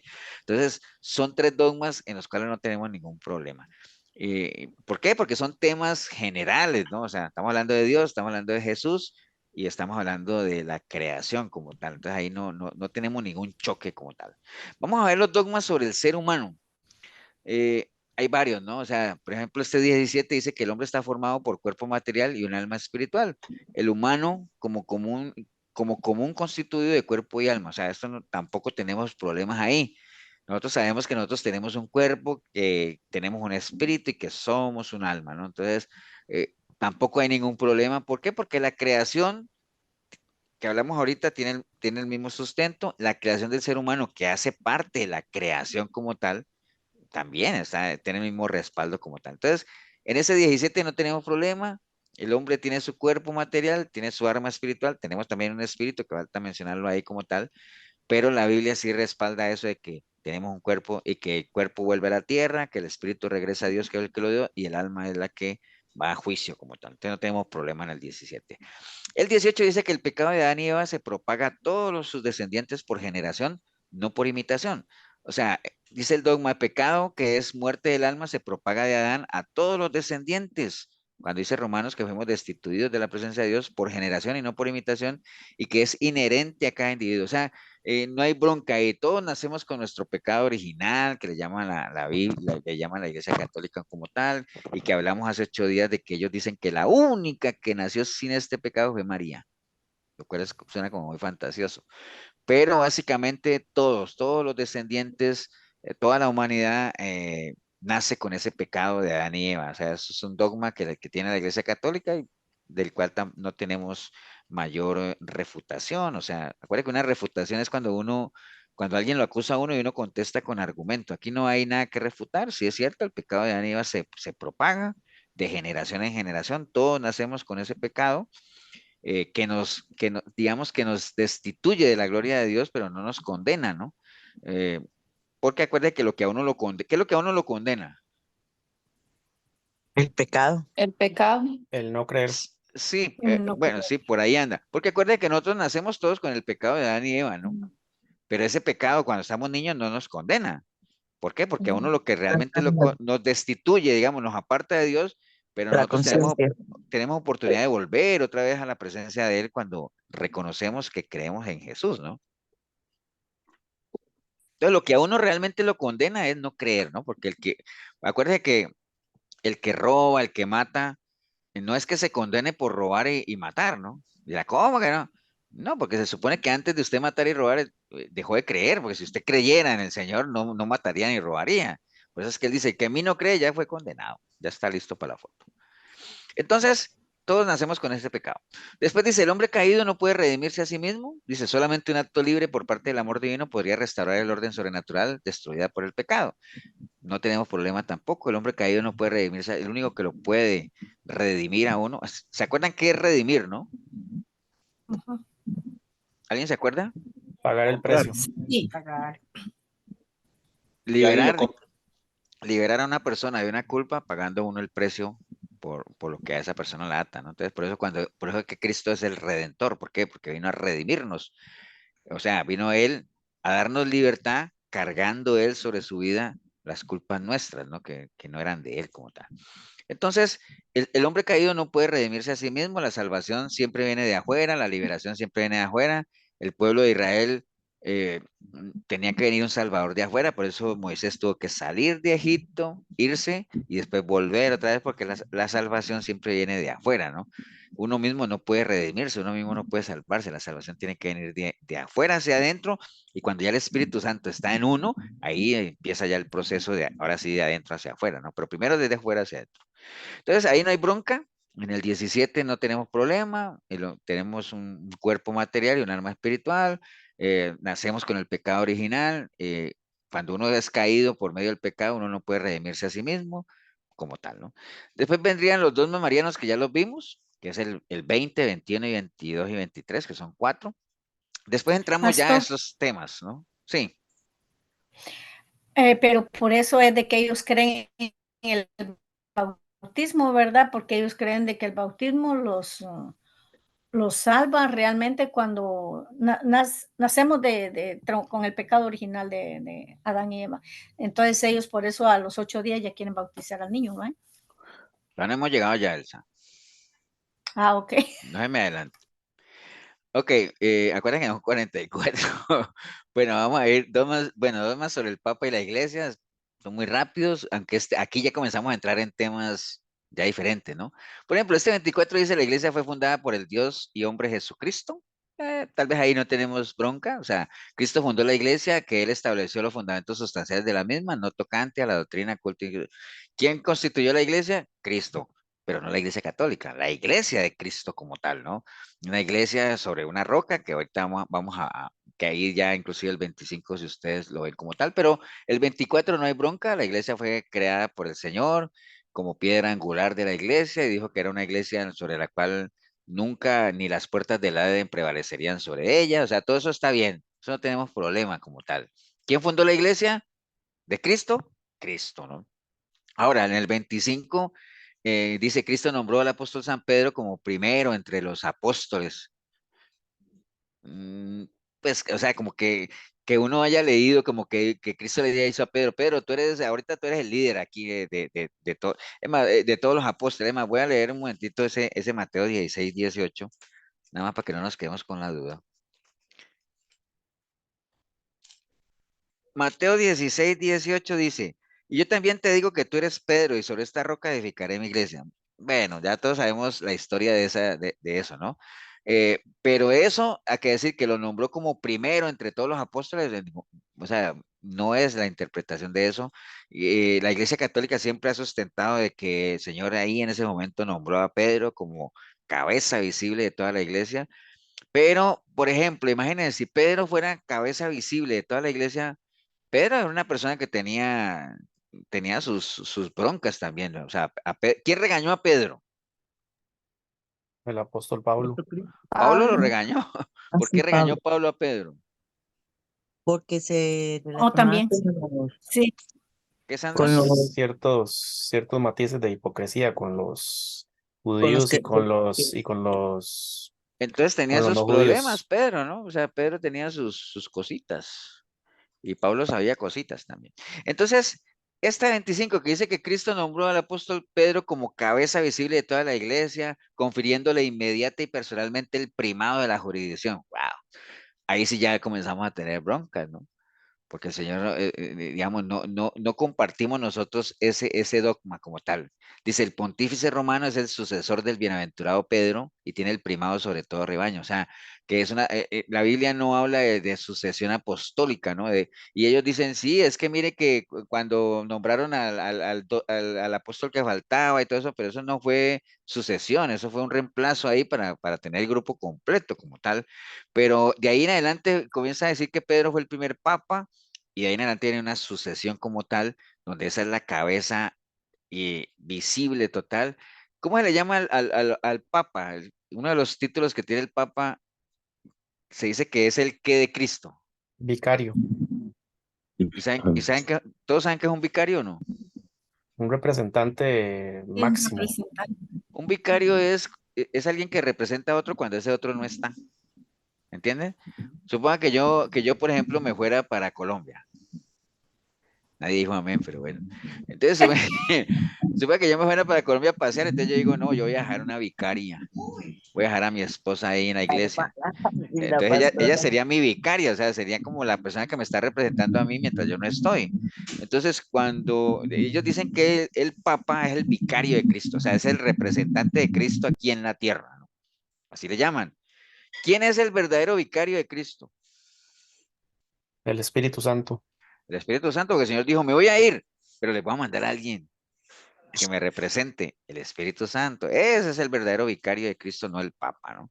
Entonces, bueno, aquí en el 25 ya tenemos problemas con ellos por esto, porque dice que Cristo nombró a Pedro como la cabeza visible de la iglesia. Está bien, si ellos lo quieren tener como un dogma para ellos, pero nosotros bíblicamente sabemos que no es así. O sea, el Señor lo que dijo sobre esta piedra, o sea, sobre la revelación que había recibido Pedro, voy a establecer mi iglesia. ¿Sobre cuál revelación? de que Cristo era el Hijo de Dios viviente y todo ese asunto, ¿no? Entonces, ahí ya no, Pastor, ahí ya no coincidimos, sí. un pequeño comentario. En el antiguo Guatemala está la iglesia de San Pedro, ¿verdad? Y ahí está la tumba de él. Y ¿De yo cuál no San sé si él Pedro? fue enterrado. Sí, de San Pedro. ¿De Y la Pedro? gente llega y Pedro. de Pedro, el apóstol Pedro, ¿En Guatemala? en Guatemala. Y entonces la tumba Ahí que es, hay en Roma, ¿otro Pedro o qué? esa es otra. Entonces La cosa es que la gente llega y le descubrió toca. América. Entonces Pedro Sí, Chapín, esa es otra cosa. ese es también. Y la gente le toca la tumba y le habla, y la gente llora encima de la supuesta tumba ahí, ¿verdad? Y yo digo, ay, Padre Eterno, entonces tú que eres el representante de Dios y que no sé qué, empieza la gente a pedirle. Bueno, En el pues antiguo Guatemala. sí, es que, por ejemplo, nosotros estuvimos en Guatemala con Milena una Semana Santa y eso es espectacular. O sea, espectacular en el sentido de la pompa, ¿no? De como, o sea, es muy bonito, digamos, a nivel de ceremonia, ¿no? Pero bueno, ¿no? Y yo andaba en las procesiones tomando fotos nada más, pero nada más. No, no era ni cristiano en esa época. Bueno, entonces ahí ya tenemos problema, ¿no? Cristo nombró a Pedro como la cabeza visible de la iglesia, ahí no compartimos eso. Obviamente nosotros no somos católicos, pero queremos decir eso no tiene respaldo bíblico como tal, ¿no? El 26 dice, el Papa posee el pleno y supremo poder de jurisdicción sobre toda la iglesia, no solamente en cosas de fe y costumbres, sino también en la disciplina y gobierno de la iglesia. Conforme a esta declaración, el poder del Papa es de jurisdicción universal, supremo, pleno, ordinario, episcopal e inmediato. O sea, lo que diga el Papa es ley a nivel de la Iglesia Católica, ¿no? Entonces es un dogma que ellos tienen. eh, la gente no, obviamente cuando uno está dentro de la Iglesia Católica, pues uno no cuestiona eso para nada, ¿no? La máxima autoridad es el Papa. Ahorita estaba viendo un asunto por ejemplo, con el presidente de Argentina, ¿no? Ustedes conocen al presidente de Argentina, Milei. Bueno, en Argentina ganó un señor que se llama Milei, que es muy de derecha, digamos, y es, es un loco, ¿ah? Entonces él le llamó al Papa que si es, que le dijo que era algo así como un demonio, ¿ah? O sea, cosas de esas, ¿no? Siendo argentino, ¿no? El representante del maligno en la tierra, le dijo. Eso, algo así. Entonces, claro, eso era cuando estaba de candidato, pero ahora como quedó de presidente, entonces, obviamente como presidente es forzado tuvo que obviamente pedir disculpas como tal, porque ya viene la parte diplomática y todo ese asunto, ¿no? Pero sí, o sea, y lo forzaron, ¿por qué? Porque el Papa es un jefe de Estado, ¿no? O sea, el Vaticano es un Estado independiente y obviamente es un jefe de Estado, hay que rendirle honores como jefe de Estado, y además, como decían ellos, es el argentino más importante de la historia, bueno, todo eso, ¿no?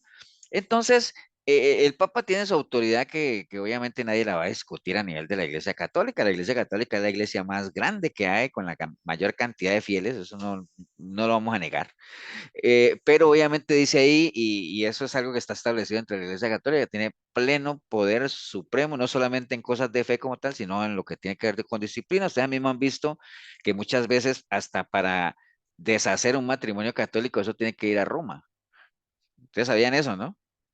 A veces, o sea, para que un cura deje su llamado como tal, eso tiene que ir a Roma. Entonces, en Roma es el epicentro absolutamente de todo. Yo no, bueno, no me atrevería a decir que el Papa maneja todos esos asuntos, pero digamos que el Vaticano como tal, ahí es el epicentro de todo el poder de la Iglesia Católica, ¿no? Entonces, ahí no hay bronca como tal, ¿no? Uy, mira, hice una raya ahí. Entonces, por ejemplo, es el 26. El 27 dice que el Papa es infalible siempre que se pronuncie es cátedra, ¿no? Entonces dice, para comprender este dogma hay que tener varias cosas presentes. Ahorita les voy a explicar qué es cátedra, ¿no? Eh, pero dice que el Papa es infalible. ¿Sí saben qué quiere decir la palabra infalible? La máxima autoridad. Inmutable. Incuestionable. Incuestionable, pero hay una que es más precisa, Que no falla. que no falla. Eso, Milton. O sea, el Papa no se equivoca. Es infalible, o sea, no tiene error, o sea, que el Papa diga eso no tiene pierde, eso no, él no se equivoca, ¿me entiende? Entonces, dice ahí que sujeto de la infalibilidad papal es todo el Papa legítimo en su calidad de sucesor de Pedro, y en otras personas o organismos, por ejemplo, en congregaciones pontificales a quien el Papa confiere. Entonces, el Papa es infalible, pero también son infalibles, digamos, a quien él le confiera esa autoridad como tal, ¿no? Pero dice que es infalible siempre y cuando se mantenga, como dice aquí, la condición de infalibilidad es que el Papa se pronuncie es cátedra y solo cuando pronuncia es cátedra es infalible. Ese es cátedra, ¿qué quiere decir? Es mientras él esté ejerciendo, ¿ah? Mientras él sea papa, es infalible. Pero si por X o Y razón deja de ser papa, como aquel, los papas es muy raro que un papa deje de ser papa, solo este último que renunció por cuestiones de salud, pero ex cátedra quiere decir, si uno ve la traducción de ese ex cátedra, es como la silla papal, ¿no? Mientras él esté ejerciendo desde su silla papal, es infalible, ¿no? O sea, a eso se le llama cuando se pronuncia ex cátedra, ¿no? O sea, que hable como pastor y muestre a todos los fieles haciendo uso de su suprema autoridad, que tenga la intención de definir alguna doctrina. Los papas tienen la autoridad, inclusive ellos cada rato dicen, actualizan la lista de pecados. O sea, dicen, no, ahorita vamos a actualizar la lista de pecados, ya no van a hacer esto, sino estos otros. Bueno, el Papa lo puede hacer, tiene la autoridad para hacerlo y es infalible, no se equivoca como tal, De ¿no? hecho, parece, pastor, que Ujú. ya eso se está dando más palpablemente, por ejemplo, con todo esto del movimiento progresista y todo, con la Ujú. homosexualidad, ya la homosexualidad, lo que antes en la Iglesia Católica era algo sumamente escandaloso, por decirlo de alguna forma, ya el mismo Papa salió hasta en un reality show y todo, diciendo que Dios Sí, ama al sí. homosexual y que en realidad ya no es un pecado tan grave. Sí, y si lo dice el Papa es como si lo dijera el mismo Dios, ¿no? Entonces, por la misma infalibilidad y la autoridad que tiene, ¿no? Entonces, básicamente es eso. ¿Y por qué? ¿A qué le atribuyen esa infalibilidad? Pues es porque como él es el vicario de Cristo, entonces tiene un asistente, o sea, él tiene un asistente espiritual, ¿no? Dice, la asistencia sobrenatural del Espíritu Santo, ¿no? O sea, el Espíritu Santo es el que lo asiste a él. Ni siquiera es, de seguro está al nivel, porque como él es el vicario de Cristo, él es el representante de Cristo aquí. Entonces, ¿quién lo asiste a él? El Espíritu Santo, ¿no? Como tal. Entonces, básicamente es eso. Bueno, ahí ya fallamos, o sea, ya comenzamos a entrar en temas de conflicto con ellos. ¿Por qué? Porque obviamente para nosotros el Papa es un mortal más, es un pecador más en el sentido de que es idólatra y peor ahora en estos tiempos, como lo que decía Juan Pablo, que hemos visto a imágenes del Papa arrodillado delante de autoridades de otras religiones, besándole los pies y cosas de esas que triste ver a un líder mundial con tanto poder y con tanto prestigio espiritual, ya vamos entre comillas, que esté en esas cosas, ¿no? O sea, básicamente. Después viene este que dice que la iglesia es infalible cuando hace definición en materia de fe y costumbre. Entonces, el Papa es infalible, ¿cierto? Y al ser el Papa infalible hace que la iglesia pues también sea infalible cuando hace definiciones de doctrina y como eso, ¿no? Entonces dice aquí, ¿están sujetos a la infalibilidad? Bueno, obviamente en ese orden, el Papa cuando ejerce, o sea, cuando habla es cátedra, pero también el episcopado pleno, ¿no? Con el Papa que es la cabeza del episcopado. ¿Ustedes se acuerdan cuando van a nombrar un Papa que se reúnen los que conforman obviamente todo ese comité de episcopado y que ellos se reúnen a ver a quién nombran papa y que cuando lo nombran sale un humo blanco y dicen, habemos papa, entonces asunto, ¿no? Entonces todo eso también goza de infalibilidad también, ¿no? Básicamente en lo que tiene que ver con la autoridad como tal, ¿no? Entonces, eso tiene que ver, estos que vimos con dogmas del Papa y la Iglesia, bueno, la Iglesia obviamente sí fue fundada por el Señor, ya no estamos de acuerdo en que Pedro sea la cabeza visible como tal y que ahí empezó todo como tal, de que el Papa tenga poder supremo, no estamos de acuerdo, allá ellos sí lo creen, que el Papa es infalible, no estamos de acuerdo, allá ellos sí lo creen, para nosotros el Papa se equivoca más que nunca porque está más en contravía con la palabra que nadie. Y como la gente católica no lee palabra, pues nunca va a saber si realmente está errando como tal, ¿no? Acuérdense lo que decía el Señor, ustedes erran porque ignoran las escrituras, ¿no? La iglesia es infalible, tampoco creemos eso. Vamos a ver los dogmas sobre los sacramentos, que era lo que estaba mencionando Elsa ahora, ¿no? O sea, los sacramentos, ¿qué son los sacramentos? Bueno, la definición católica de un sacramento son signos sensibles, eh, accesibles a toda la comunidad, obviamente, pero los sacramentos son acciones o símbolos sobre los cuales Cristo actúa y comunica su gracia, ¿no? Entonces, cada vez que una persona de la Iglesia Católica toma un sacramento, lo que se está viendo es la actuación de Cristo por medio de ese sacramento para comunicarle su gracia a esa persona como tal. Eh, los sacramentos han sido instituidos por Cristo, me dicen ellos, confiados a la iglesia, por la cual es la encargada, obviamente, de administrarlos y dispensarlos o aplicarlos como tal, ¿no? Entonces, ¿cuáles son esos? Bueno, ¿ustedes se saben los sacramentos o no? ¿De memoria? No. Primero, bautismo. Segundo, Confirmación. confirmación. Tercero, La La eh, comunión. primera comunión. penitencia. Cuarto, Quinta, Eucaristía. Quinto, unción sacerdotal. Reconciliación. Sexto, unción de los enfermos. Séptimo, matrimonio. matrimonio. Ok, esos son los 7 sacramentos. Entonces, miremoslo rápidamente. El bautismo dice que es verdadero y primer sacramento instituido por Cristo. Obviamente dice que el bautismo, ahí es donde arranca, donde dice, Elsa hablaba, acuerden cuando uno estaba pequeñito que le decía que el bautismo lo hace a uno miembro de la iglesia e hijo de Dios. Entonces, por eso es que la gente corre a bautizar a los niños pequeñitos. ¿Para qué? Para borrarles el pecado original, digámoslo así, hacerlos miembros de la Iglesia Católica y que se conviertan en ese momento ya en hijos de Dios. Por eso hay esa creencia de que si los niños no se bautizan y se llegan a morir, se van al infierno, ¿no? Porque básicamente es por medio del bautismo que se les borra ese pecado y se hacen hijos de Dios como tal. Ahora, dicen que el bautismo fue instituido por Cristo. Bueno, no es propiamente, ¿qué piensan ustedes de eso? ¿El bautismo fue instituido por Jesucristo? ¿Sí o no? Sí, Que fue por medio de Yo creo Juan, que ¿no? fue por Dios, ¿verdad? Cuando le reveló a Juan, a Juan. Acuerden que antes de que apareciera Jesús en escena, ya Juan bautizaba, ¿no? Sí. Entonces Eh, era algo que existía, ¿no? Digamos, el bautismo en agua, que es el mismo que practica la Iglesia Católica, el agua es algo, es un elemento que hace parte de la cultura judía, la purificación como tal y todo eso. Entonces, el bautismo no es que haya sido, digamos, instituido por Cristo. Más bien el Señor dijo, sabía, y cuando él le dijo a Juan el Bautista, y Juan le dijo, pero ¿por qué te tengo que bautizar yo a ti? O sea, dice, no, es necesario que hagamos justicia, que se cumpla lo que está establecido, ¿no?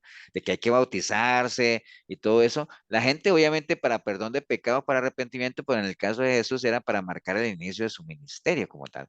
Pero ellos toman este versículo que dice, me ha sido dado todo el poder del cielo y la tierra, ir y hacer discípulos a todas las naciones, bautizándolas en el nombre del Padre, del Hijo y del Espíritu Santo. Pero mire que este bautizándolas en el nombre del Espíritu Santo viene después de qué? De que uno haga discípulos, ¿no? Porque ¿a quién voy a bautizar yo?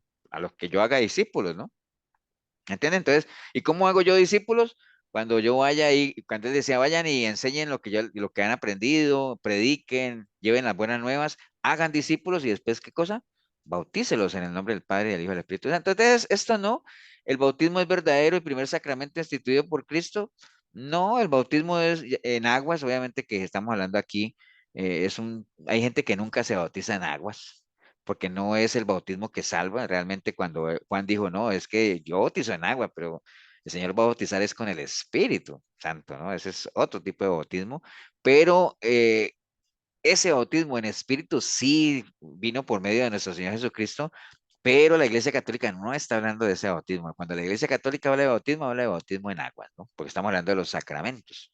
¿Estamos claros, no?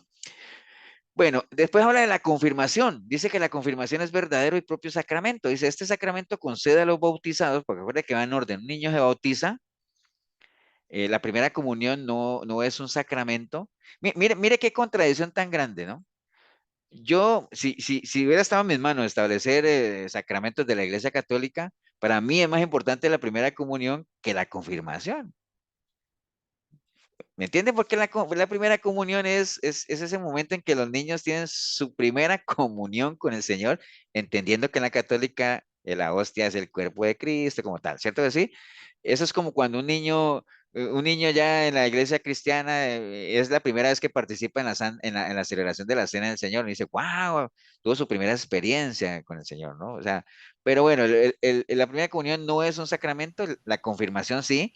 Dice, ese sacramento Pastor, sí.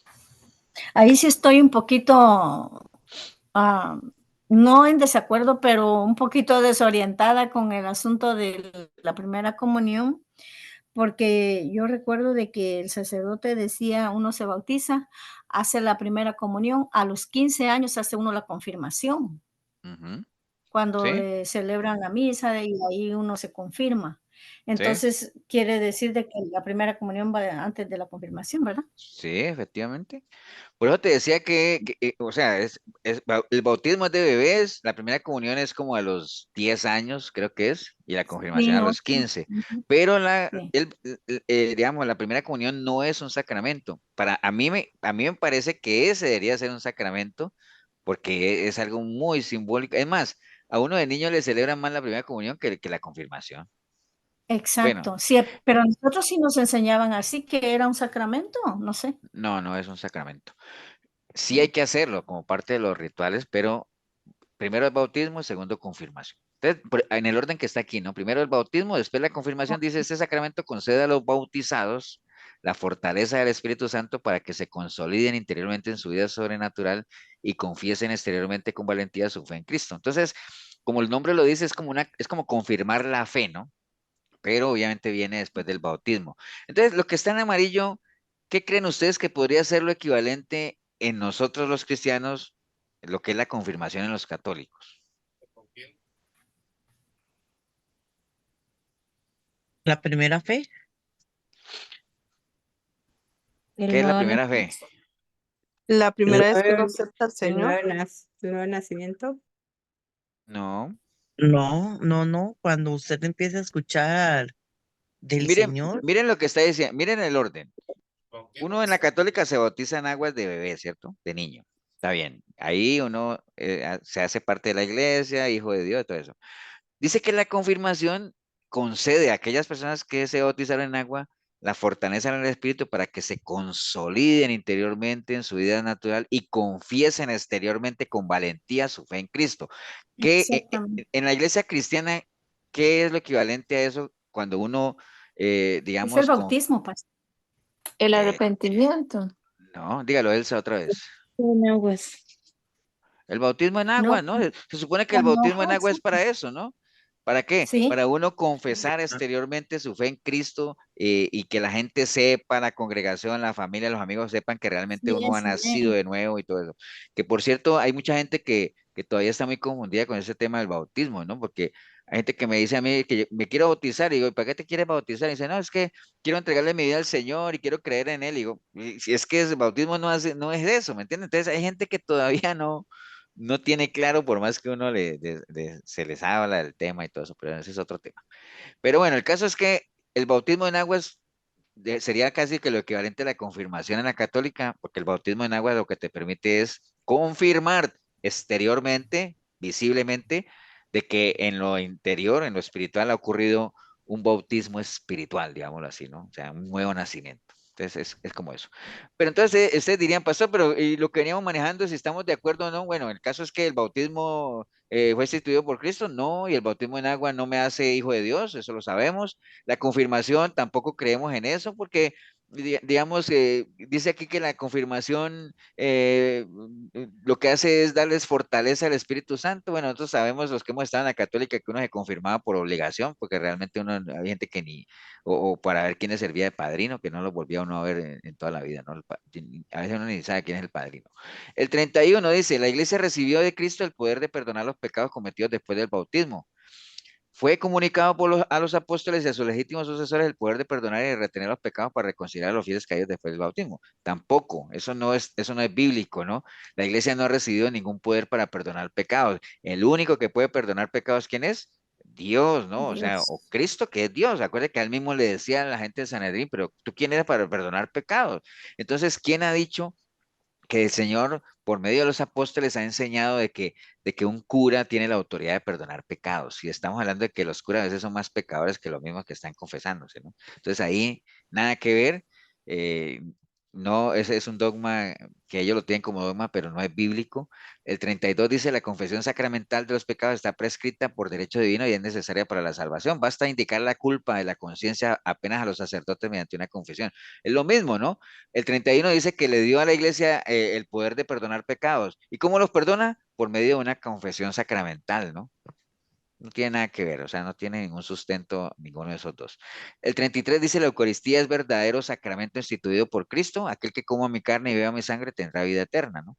Entonces, nosotros sabemos el tema de la Eucaristía y sabemos que en la Iglesia Católica hay mucha gente que la toma no con conciencia, ¿no? O sea, si realmente en la Iglesia Católica leyeran lo que nosotros leemos cuando hacemos la Santa Cena, de que disciernan si realmente están eh, dignamente en su relación con el Señor, si no van a comer, ¿cuánta gente no tomaría la Eucaristía como tal, ¿no? O sea, y no tiene nada que ver eso cuando el Señor diga mi carne y mi cuerpo, ¿no? O sea, no es un sacramento instituido por Cristo, o sea, sí, ahora ustedes dirán, pastor, pero el Señor sí dijo que comiéramos de este pan y que eso y que lo hiciéramos cada vez y que cada vez que lo hiciéramos estamos anunciando su muerte hasta que Él venga. Él sí dejó establecido ese recordatorio como tal de su sacrificio, ¿no? Y digamos que en la Iglesia Católica la Eucaristía podría desempeñar ese papel. Lo que pasa es que no se le da la seriedad del caso, ¿no? O sea, todo el mundo comulga realmente sin discernir nada, ¿no? Después dice que el 34 dice, Cristo está presente en el sacramento del altar por la transustanciación de toda sustancia del Padre. Bueno, esto de transustanciación, digamos, la transustanciación digamos, ¿cómo les dijera? Ustedes ven que el cura tiene la hostia y el vino, ¿no? Que allá sí es vino. La hostia y el vino dice que por medio de la transustanciación, esa hostia, ese vino se convierten en ese momento en la cuerpo y la sangre de Cristo, ¿no?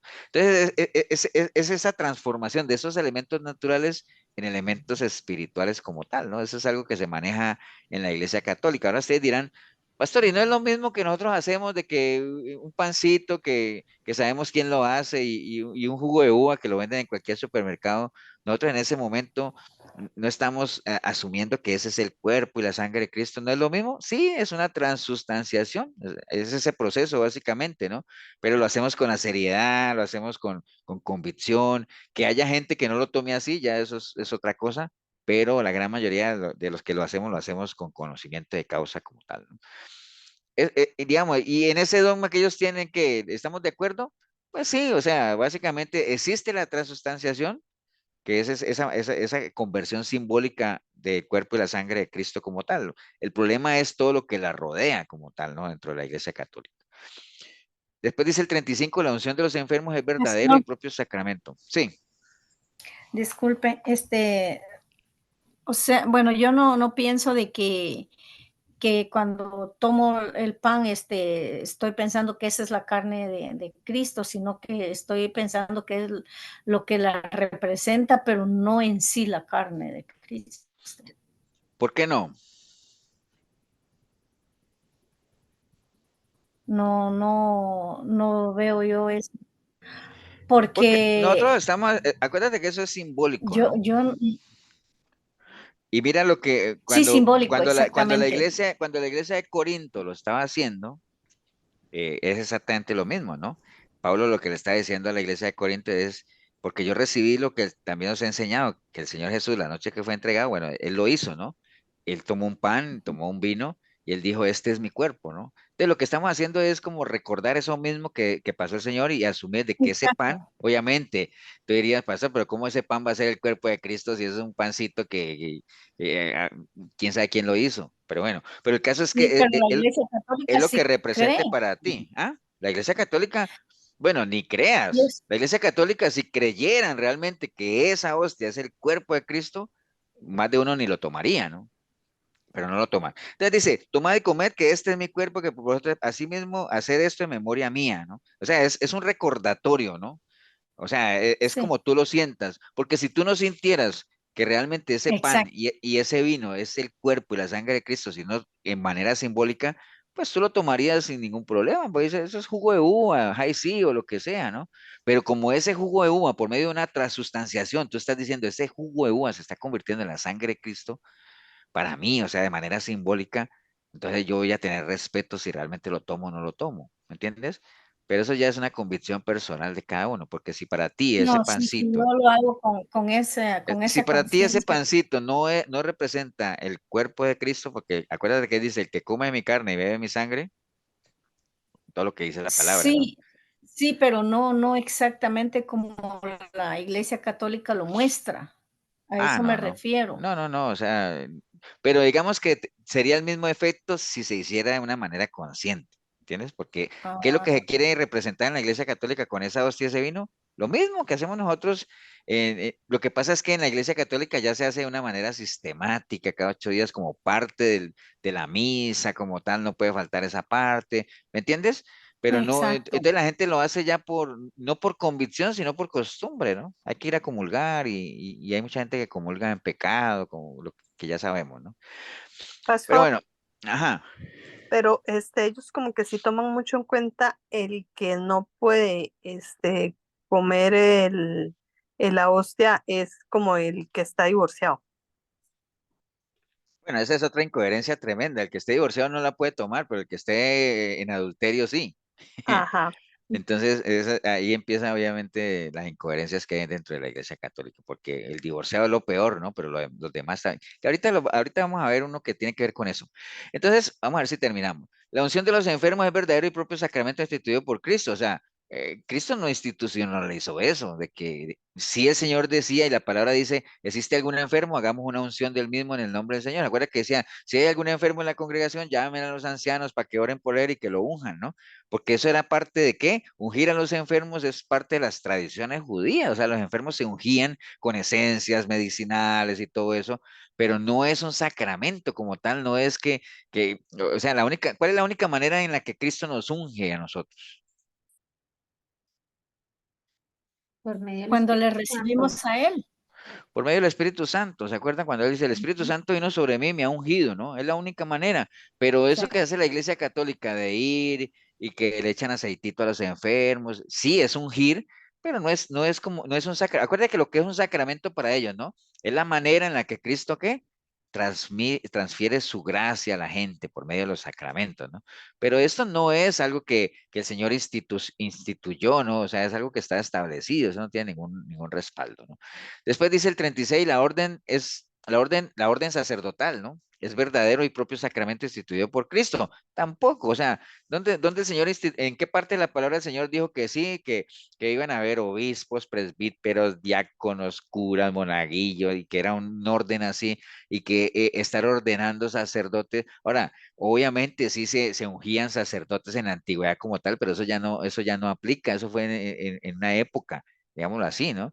Pero ya la iglesia, el Señor dejó establecidos sus ministerios, pastores, etcétera, los predicadores, maestros, pero nada de eso, de esa jerarquía como tal que la misma iglesia católica sigue haciendo, ¿no? Entonces, es un dogma que dice que la orden sacerdotal fue instituido por Cristo, realmente eso no tiene ningún respaldo. Después dice que el matrimonio es verdadero y propio sacramento.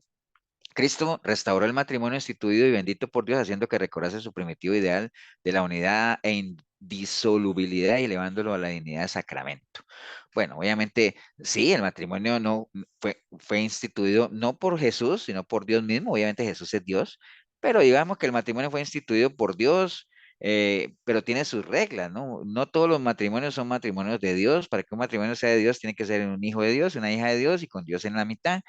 Y la gran mayoría de los matrimonios católicos, si tienen algo, es que no son matrimonios de Dios, porque hay gente que ni siquiera conoce al Dios que está poniendo como testigo. Eso es como que usted vaya a un pleito o algo y lleve un testigo que usted ni conoce.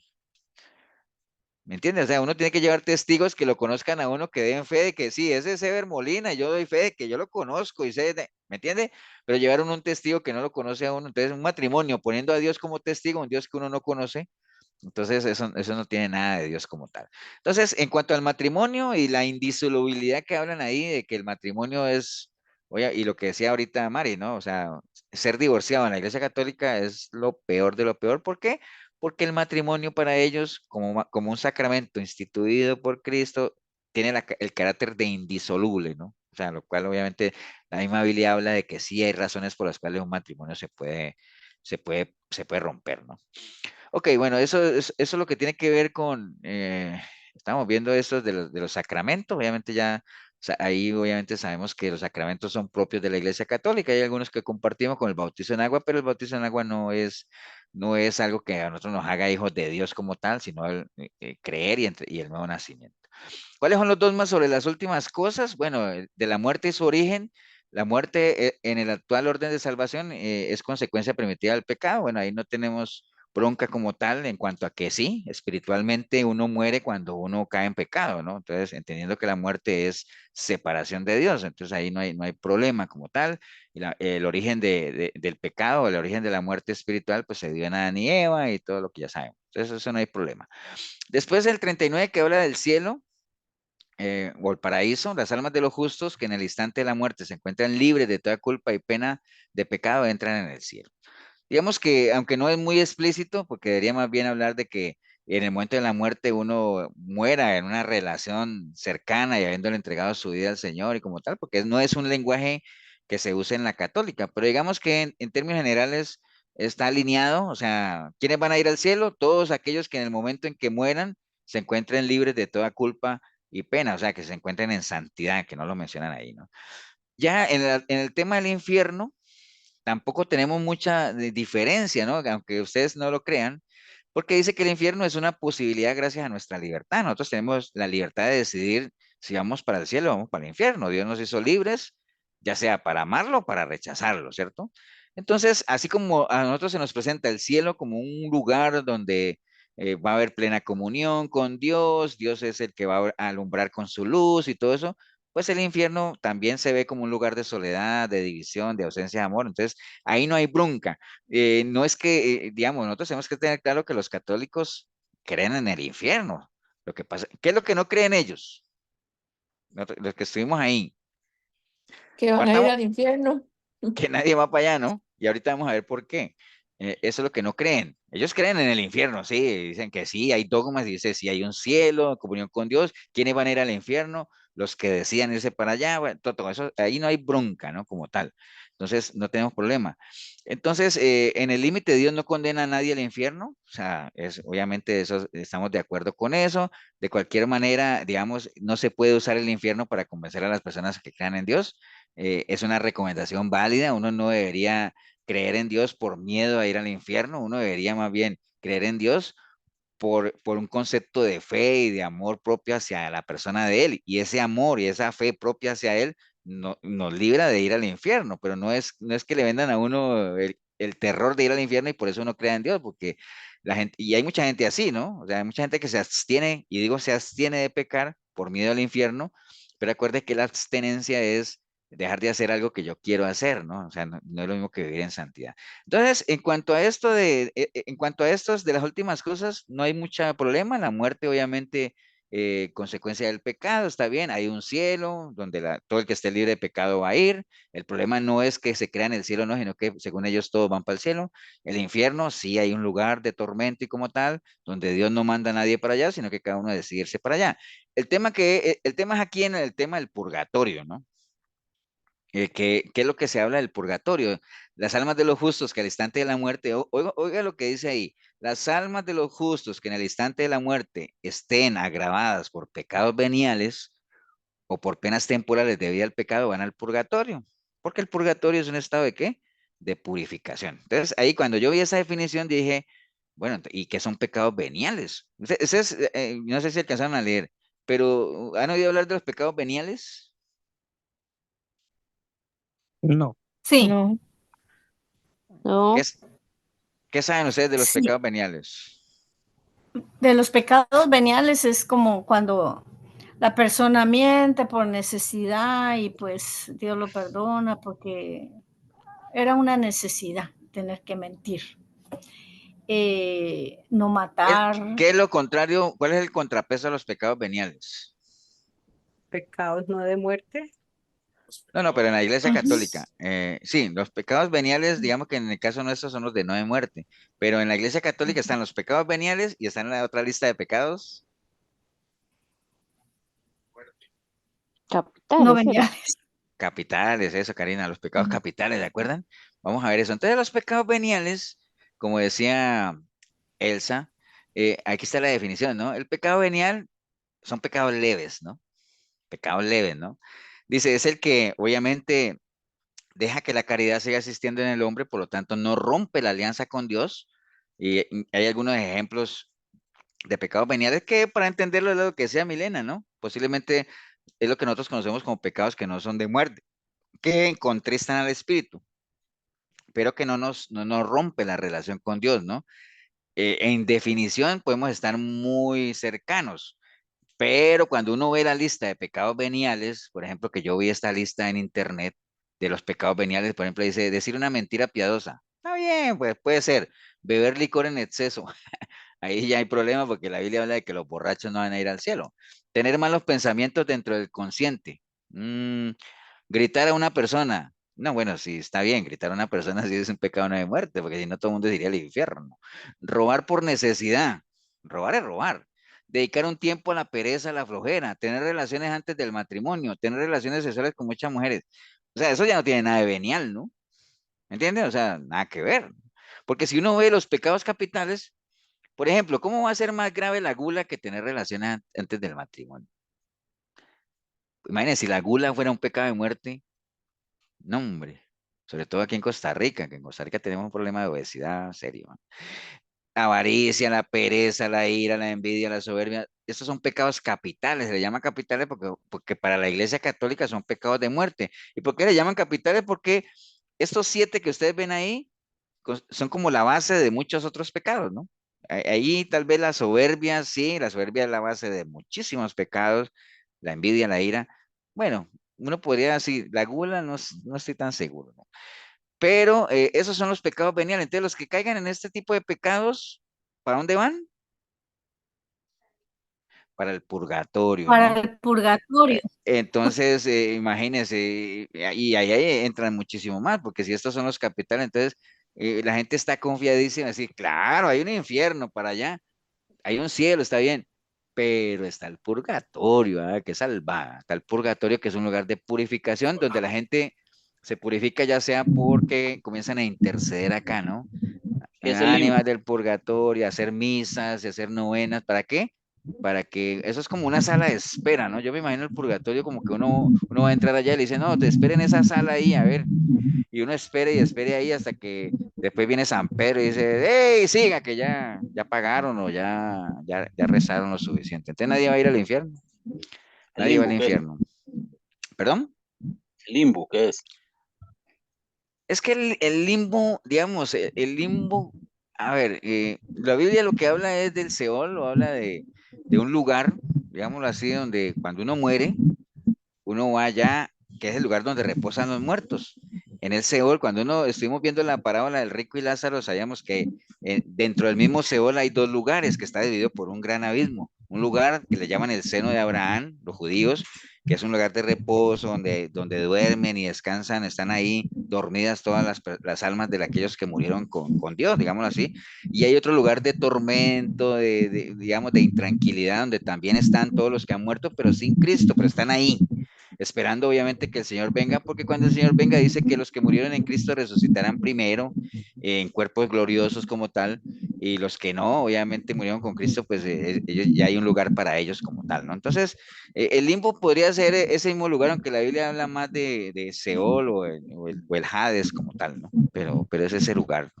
Pero no existe ningún purgatorio como tal, ni nada de eso, ni existe tampoco llegar al cielo y que ahí esté San Pedro con todo el llavero esperándolo a uno para ver si uno está en la lista, ¿no?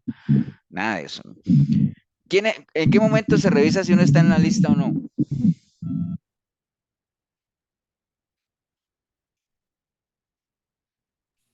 Así que el Espíritu Santo da Cuando se van a testimonio. confesar con el cura. No, pero no, en la católica no, bíblicamente, ¿ah? Ah, Bíblicamente hay un momento en el que se revisa si uno está en la lista del libro de la vida. ¿En qué momento? En el juicio. en el ¿En cuál juicio? momento que nos apartamos de la palabra Trono de blanco. Dios, del El temor. juicio del gran trono blanco. Acuérdate que hay 2 juicios, ¿no? Hay un juicio que es el tribunal de Cristo, donde van a ir todos los que han muerto con Cristo para ser pesados por sus obras, pero en ese momento la salvación no está en juego, porque son todos los que han muerto en Cristo. Pero hay otro tribunal que es el del trono blanco, donde ahí sí se va a revisar quiénes están o no, y los que no estén, ahí son echados al lago de fuego. ¿Se acuerda que eso lo vimos en el libro de Apocalipsis, ¿no? Pero bueno, vamos a terminar estos 3 que faltan, nada más. para que no nos quede nada pendiente, que habla del fin del mundo y la segunda venida de Cristo. Bueno, en el fin del mundo, Cristo rodeado de majestad vendrá de nuevo para juzgar a los hombres. No tenemos problema. ¿Por qué? Porque son temas generales, ¿no? Temas que están en el Apocalipsis, ahí no hay problema, ahí no hay nada que refutar. Después se habla de que la resurrección de los muertos en el último día, los que creen en Jesús y comen de su cuerpo y beben de su sangre, les promete la resurrección. Eso también está en la palabra, o sea, que aquellos que han muerto con Jesús serán resucitados, unos cuerpos gloriosos y otros seremos arrebatados, ¿no? Juicio universal, dice Cristo, después de su regreso juzgará a todos los hombres. También eso está en Mateo y en Hechos. Mientras todo eso tengamos el mismo respaldo de la palabra, no tenemos bronca, ¿no? Entonces, si ven, ahí están los 44 dogmas de la Iglesia Católica. En algunos de ellos coincidimos, en algunos no.